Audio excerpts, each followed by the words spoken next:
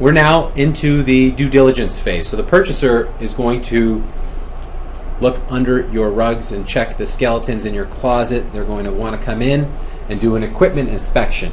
Probably bring someone from Patterson in to tell them what's the status of the equipment here. They're going to want to do a chart audit and spend hours and hours. We've been there. We've sat with them counting charts. They count the charts. We make sure they don't steal them. They also want to do financial due diligence. They're going to request financial statements, notices of assessment. They're going to want to see your staff. Are they on contract? Send us the contract. Give us a copy of the lease. So you should have those things prepared and ready to go as part of the purchaser's due diligence. Now, terminating employees. We're going to spend time in basically 3 areas. 1, talking about employees. 2, talking about leases. And 3, talking about the lifetime capital gains exemption. And if there's nothing else you're going to remember about this presentation, the only things I want you to remember are the stuff we talk about in those 3 areas. Okay? Terminating employees. It says, now remember, when he comes in, everyone jump out and yell, "You're fired!" So, there is a liability that starts when you hire someone, and it doesn't go away. You can mitigate it, but it's there. So let's say you have somebody, long-term staff, 30 years, no contract. You've got 2 areas of law, both employment law, that are at play here. Okay, one of the areas is called the Employment Standards Act. Have you guys heard of the Employment Standards Act? Some nodding, some minimum legislation. That says roughly for every year that person's been there, to get rid of them, you got to give them about a week's worth of notice or payment in lieu of notice. That's not bad. It only goes up to 8 weeks, 8 years plus. Okay, not too bad. Here's the problem. There's another set of laws that the judges have made, which is also present, and they come up with a different rule that says for every year that an employee has been with you, it's about a month worth of notice or payment in lieu of notice, up to about 2 years. That's a lot of money. So a seller says, I did everything and now I'm ready to sell. I got no staff contracts. And the purchaser comes along and says, wait a second. You want me to inherit your staff and all that liability. And if I try to make any changes and get rid of anybody, I have to fork up the dough? That's an issue, right? So, as the seller, what are your options? Option number 1 is deal with the liability today so it doesn't exist when you try to sell. Okay? It's going to take some time, and I'm going to explain how that's done, because that was Brenda's question, right? Option number 2, you try to deal with that liability when you're negotiating with the purchaser. Maybe you split the liability. Maybe the agreement between yourselves and the purchaser says something like, if the purchaser decides to terminate someone for the first 3 months, that liability, whatever it is, $100,000, is going to be split 50-50. Now you're probably thinking, the purchaser would be dumb to fire somebody. And they probably would be, especially if the patients know that person and that person's been there for a long time. But the risk is still there. You don't know how purchasers are going to react.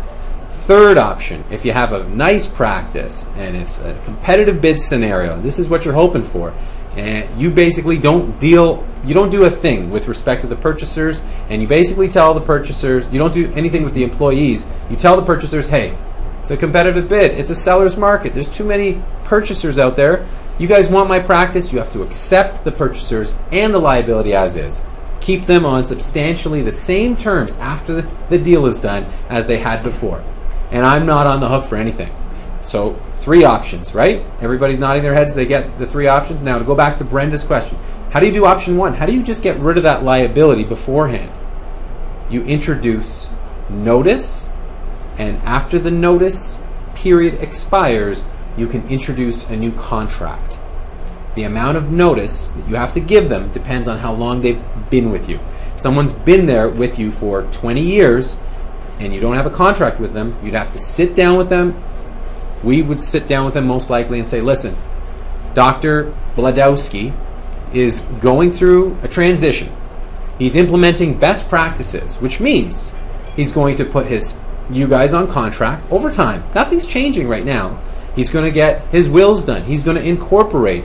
He's doing all these things because these are best practices. And at first, they're not going to understand it. They're going to think, what do you mean? Is he firing me? No, nobody's getting fired. Everything stays the same. You're just receiving written notice that he appreciates you, values you, wants you to be part of the team, but he's implementing best practices, and it's going to take some time before he can do that. So they may get pissed off and take that letter, that one-page notice letter, and go see an employment lawyer. The employment lawyer is going to say, no, nothing's changing. He complied with the law. He followed his obligations. You can't complain. You can't take him to the Human Rights Commission. You can't complain to the Labor Board. You can't sue. He hasn't changed the relationship. He's just notified you. So Dr. Bladowski waits until the notice period is about to expire and then presents new employment agreements. And those employment agreements should say, if I want to get rid of you at any point from now until the future, I only have to give you what you're entitled to under the Employment Standards Act, which is 1 week for every year you've been there, up to 8 weeks.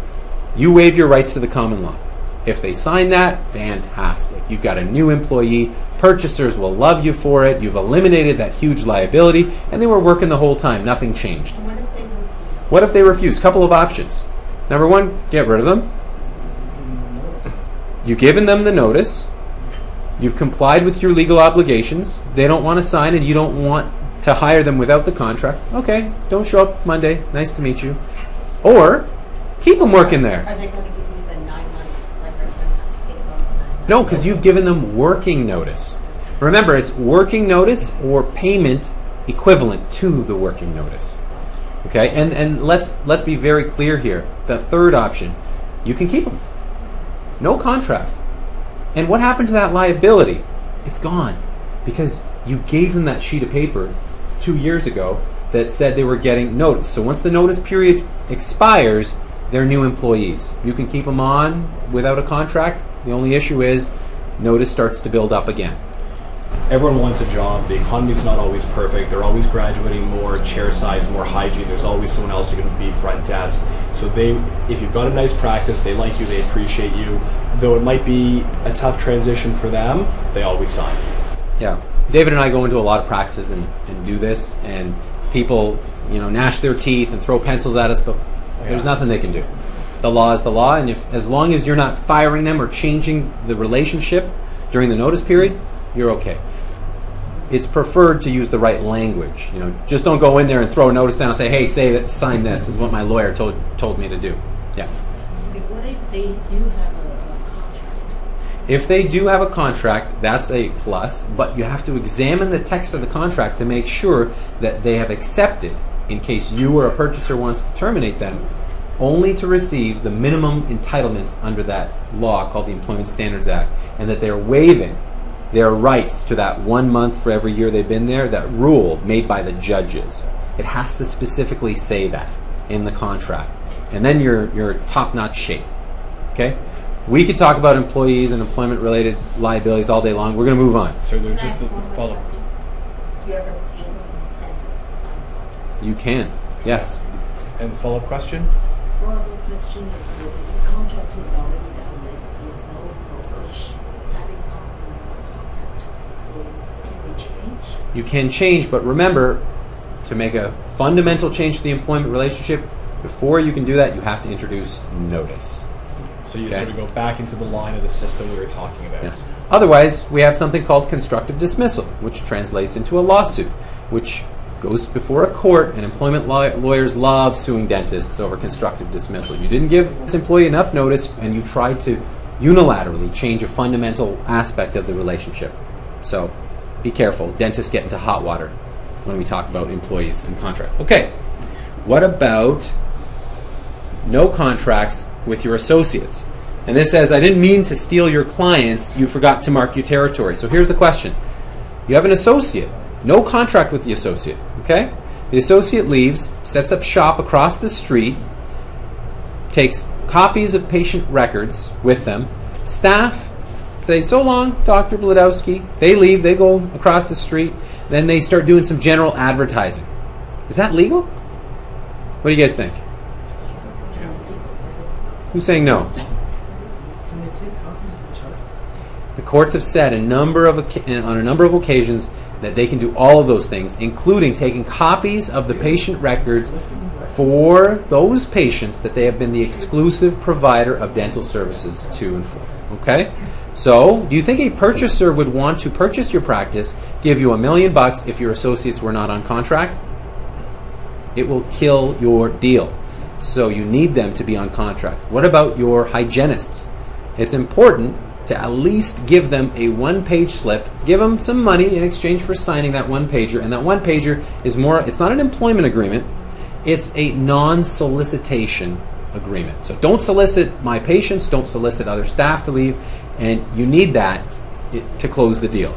Okay? By way of anecdote, there was a practice in Mississauga, about 3,000 patients, and at the 11th hour, the two sellers asked their associates to sign a non-solicitation document, which the buyer asked, because the buyer was going to be paying several $1 million for the practice. And when they put the document in front of the associate said, wait a second, 1,000 of those patients are mine.